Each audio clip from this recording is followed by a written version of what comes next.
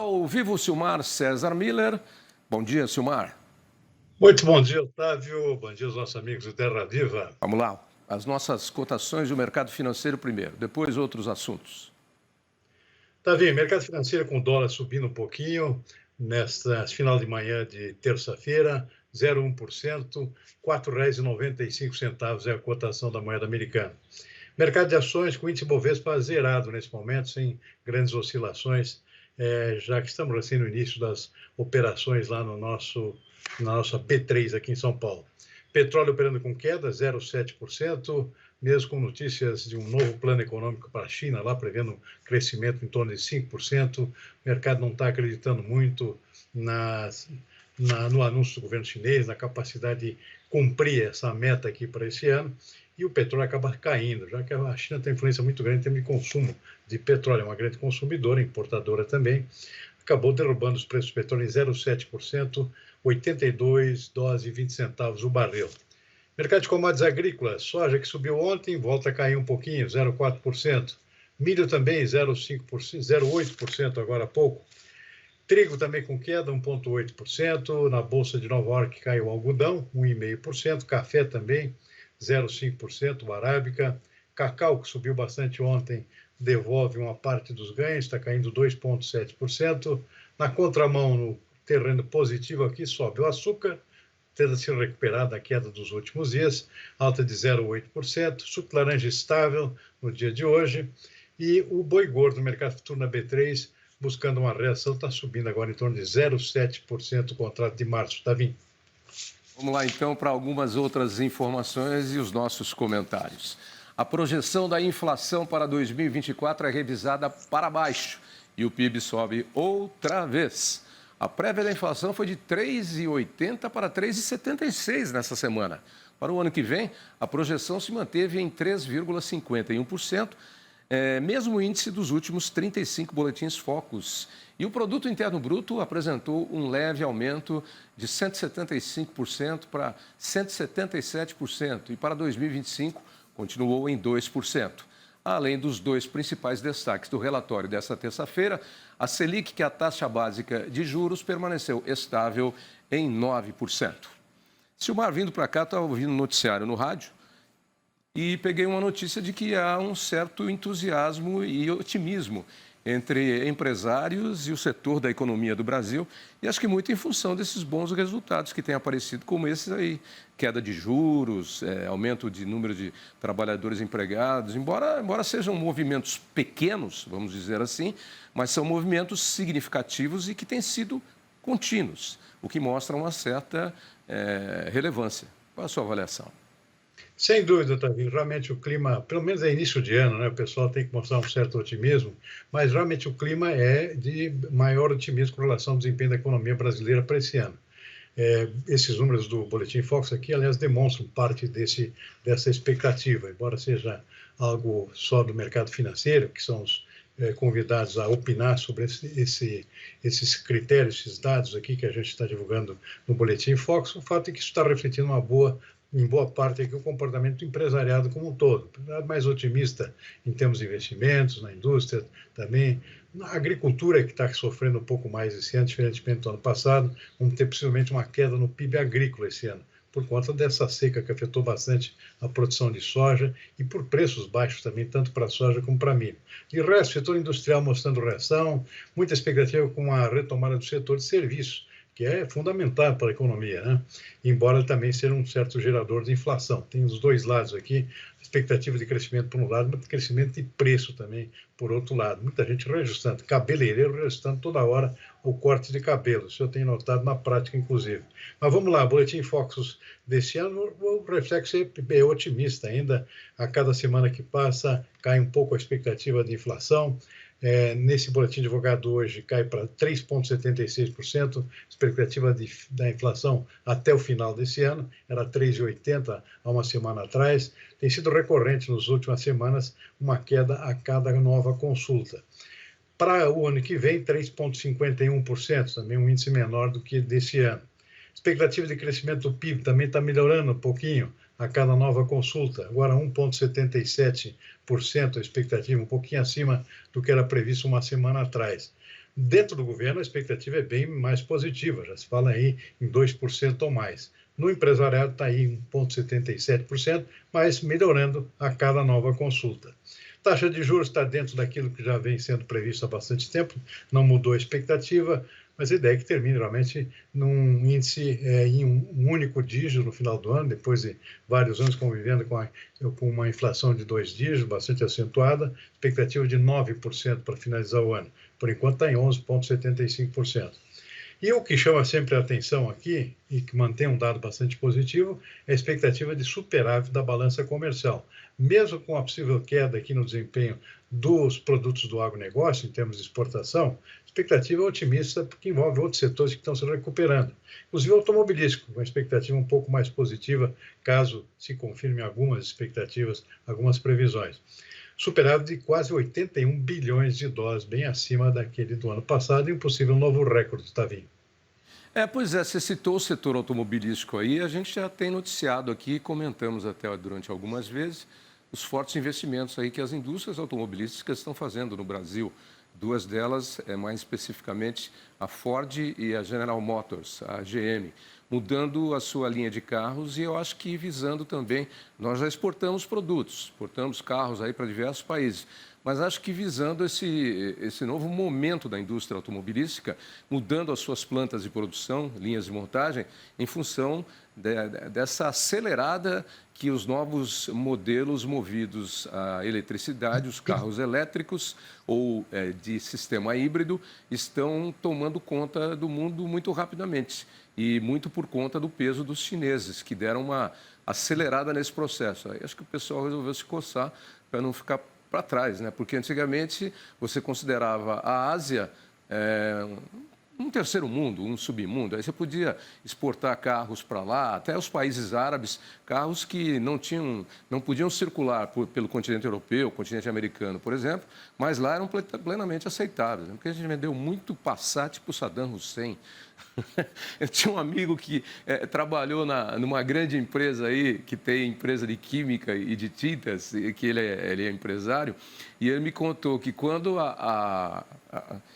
essa tinta que a gente usava nos carros, acho que era Duco o nome da tinta, que você passava e depois, com o tempo, o carro começava a descascar inteiro, que era uma porcaria, né? Mas depois o parque industrial já estava montado aqui, quando começaram a surgir as novas tintas, as novas resinas e misturas melhores, que protegem mais resistentes, não queimam, etc. e tal. Só que o parque industrial estava montado e precisava vender essas tintas ainda durante alguns anos. E onde é que enfiava? Enfiava tudo lá na Ásia, no fundo da Ásia, Filipinas, Vietnã, Camboja, China. Chega com uma porcaria lá hoje para vender, para ver se você consegue. Consegue não. Um detalhe importante chama a atenção que os carros estão bastante caros, né? Essa questão de muita tecnologia embarcada, né? Acabou encarecendo muito os veículos. Difícil encontrar um carro hoje por menos de 70 mil reais nessa faixa de preço, né? Então, houve realmente um salto nos preços aqui que inviabilizou muita gente no mercado interno, particularmente aqui, a trocar de carro, né, também. Não, porque não tem carro com menos de 70 mil hoje. Um carro com alguma coisinha hoje custa 120 mil, né? Enfim, mas vamos tocando. Vem cá, você tem um assunto novo, relativo ao quê, hein? A projeções do USDA, não? Safra de grãos, tá? Não, é que acabou de sair, Tavinho, uma estimativa atualizada da safra do Rio Grande do Sul. O Terra Viva está lá fazendo cobertura, é um evento que começou ontem, que é a Expo Direto Cotrijal, uma das grandes feiras de tecnologia agrícola do Brasil, lá em Não Me Toque, no Rio Grande do Sul. E a secretária de Agricultura do Estado acabou de anunciar aqui a recuperação da produção gaúcha de grãos na atual safra. É bom lembrar que o Rio Grande do Sul sofreu muito com 3 anos de seca, né? Que praticamente dizimou a produção agrícola, principalmente soja e milho, lá no estado gaúcho.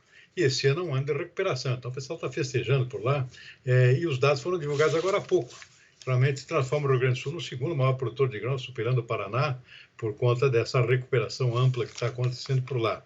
Total de 35 milhões de toneladas de grão, um crescimento de 44,5%, veja só, sobre a safra do ano passado, que, claro, foi uma safra pequena por conta da seca que atingiu o estado pelo 3º ano consecutivo. Soja deve crescer 70,8% para 22,2 milhões de toneladas, foi o que mais sofreu na última safra, e tem previsão de aumentos também na produção de milho, de arroz e até de feijão, ou seja, a safra de grãos do Rio Grande do Sul se recuperando em todos os 5 principais setores aí da produção de grãos do estado. Então, uma boa notícia, pelo menos, um estado que se recupera e ajuda na produção total de grãos do país, compensando, por exemplo, estatisticamente, as perdas que a gente está vendo no Mato Grosso, por exemplo, e em partes também de Goiás e do centro e da região do oeste baiano também, que sofreu esse ano com bastante falta de chuvas, tá vendo? Aliás, eu tenho uma curiosidade, que eu já estou há 18 anos no agronegócio com o nosso canal, desde que o nosso canal foi fundado. A Cotrijal está aí, acho que na sua 24ª edição, a gente sempre cobriu. Vou perguntar para você que é gaúcho, se você não souber me responder, não responda, mas eu tenho curiosidade sobre esse nome dessa cidade, Não Me Toque. É o nome de uma flor. É uma flor típica da região, seu nome é toque. Ah, Ela encolhe. é uma flor típica da região que se você encostar, ela encolhe. Exatamente. Tá, então Não Me Toque. Vai que fizeram um plebiscito lá, porque tinha uma parte da população que não gostava do nome, né? E aí trocaram o nome, realmente. Eu nem me lembro qual foi o nome novo que criaram lá, mas durou pouco tempo. O pessoal voltou depois para voltar ao nome antigo. Achavam que era tinha muito mais raízes históricas e realmente representava lá essa flor que é bastante típica na região, que você toca nela, ela encolhe.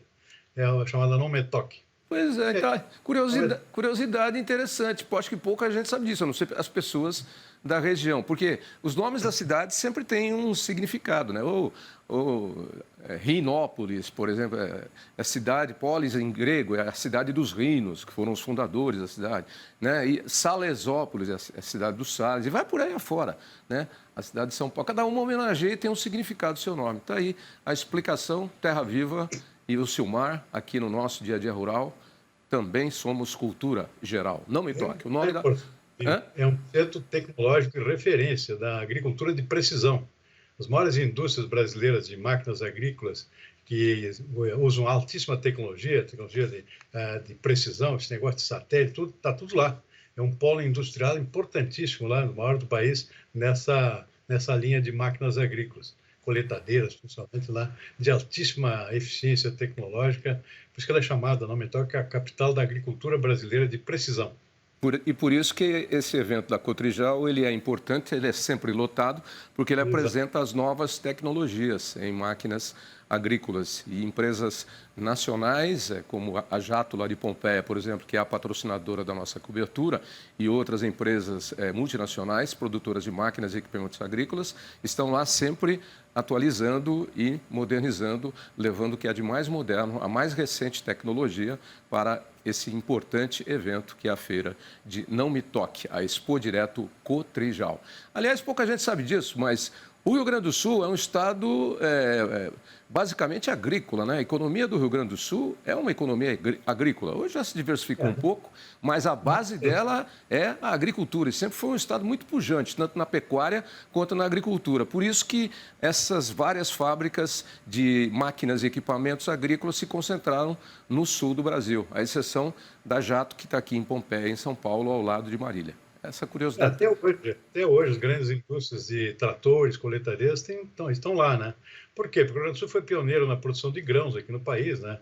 Por exemplo, em outros estados aqui você tinha produção de cana e depois produção de café, mas soja, milho, trigo, essas coisas começaram lá, né? Então, isso exigiu a construção de máquinas específicas para atender os produtores da região, e aí se criaram polos industriais que se mantêm por lá, até porque são polos exportadores, né? Mais perto da Argentina, por exemplo, então tem indústria que se instala lá para poder exportar mais facilmente por terra, inclusive, para a vizinha Argentina, né? Então, o Rio Grande do Sul ficou como um polo, é o principal polo de máquinas agrícolas. Tem mais de 300 empresas lá no estado que produzem tudo que é tipo de máquina, de utensílios para tratores, ou seja, tratores, coletadeiras, colhedeiras, ou seja, é um conjunto de tecnologia lá que tem sede no próprio estado. Assim como São Paulo, são as indústrias de defensivos químicos, por exemplo, a indústria química, para a agricultura está mais sediada em São Paulo. O Rio Grande do Sul é a capital, o setor de produção das máquinas agrícolas que o Brasil precisa para produzir. Viu que tem de tudo, né? Cada coisa concentrada num determinado campo e todas se juntando e principalmente no agronegócio, mostrando aí a força e a pujança do agronegócio brasileiro. Aí, o Silmar gosta de conversar, eu também gosto. E quando você fala do Rio Grande do Sul para o Silmar, ele já, ó, se enaltece. Ok, Silmar. Você deu uma pancadona de chuva essa madrugada aí. Eu acordei e achei que era, não sei, achei que era qualquer coisa, menos chuva, porque estava tão seco ontem à noite, mas caiu. Vamos ver daqui a pouquinho como é que vai ficar o tempo. Por hoje, tá bom. Boa tarde, Tavinho. Até amanhã. Abraço, até amanhã.